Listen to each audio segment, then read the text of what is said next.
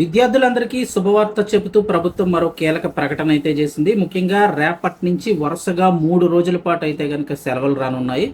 ప్రభుత్వమే అధికారికంగా ఒక సెలవు అయితే ఎక్స్ట్రాగా ఇవ్వడం జరిగింది. సో వరుసగా 3 రోజుల పాటు సెలవులు రానున్నాయి. ఇంకో ముఖ్యమైన అప్డేట్, ఇది తెలంగాణకి సంబంధించిన అప్డేట్ అయితే రావడం జరిగింది. ఇది ఒకవేళ ఏపీకి సంబంధించి చూసే వాళ్ళు అయితే ఇక్కడితో స్కిప్ చేసేయచ్చు. ఒకవేళ ఇంట్రెస్ట్ లేకపోతే, లేదా సెలవు ఎందుకు ఇచ్చారో తెలుసుకోవాలంటే కంటిన్యూ చేయొచ్చు. ఇంకా ఇన్ఫర్మేషన్లోకి వెళ్ళిపోయినట్టయితే కనుక తెలంగాణలో ఆ ప్రాంతాల్లో అయితే కనుక సికింద్రాబాదు, హైదరాబాద్ ఈ ప్రాంతాలన్నింటిలో కూడా గత కొద్ది రోజులుగా బోనాల పండుగలు అయితే కనుక జరుగుతూ వస్తున్నాయి. ఇక అవి ఆల్మోస్ట్ చివరి దశకి చేరుకోవడంతో ప్రభుత్వం ఒక సెలవు అయితే ప్రకటించింది. దానికి తోడుగా రేపటి రోజునైతే కనుక సెకండ్ సాటర్డే సెలవు అయితే వచ్చింది. ఆ తర్వాతి రోజు ఆదివారం రావడం జరిగింది. వరుసగా 2 రోజులు సెలవు వచ్చాయి.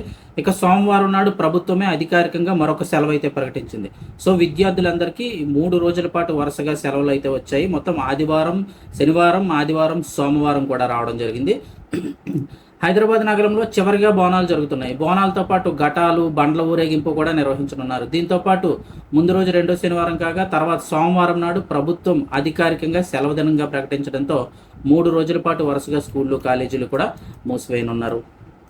సో వీకెండ్లో ఎవరైనా ఎక్కడికైనా లాంగ్గా వెళ్ళాలనుకుంటే ఇదైతే కనుక కలిసి వస్తుందని అయితే చెప్తూ ఉన్నారు.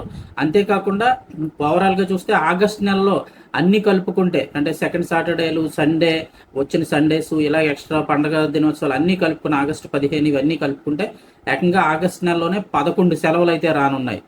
అంటే ఒక ఏపీకి బోనాల సెలవు ఒకటి తీసేస్తే కనుక 10 రోజుల సెలవులు రానున్నాయి. తెలంగాణలో బోనాలకు ఎక్స్ట్రాగా సెలవు ఇచ్చారు కాబట్టి ఓవరాల్గా చూస్తే తెలంగాణలో 11 సెలవులు అయితే రానున్నాయి. ఆగస్ట్ నెలలో చూస్తే 11 సెలవులు అయితే వచ్చాయి. సో వీకెండ్లో విద్యార్థులకి ఈ కాలేజీలు, స్కూళ్ళు అయితే వరుసగా 3 రోజులు సెలవులు అయితే వచ్చాయి.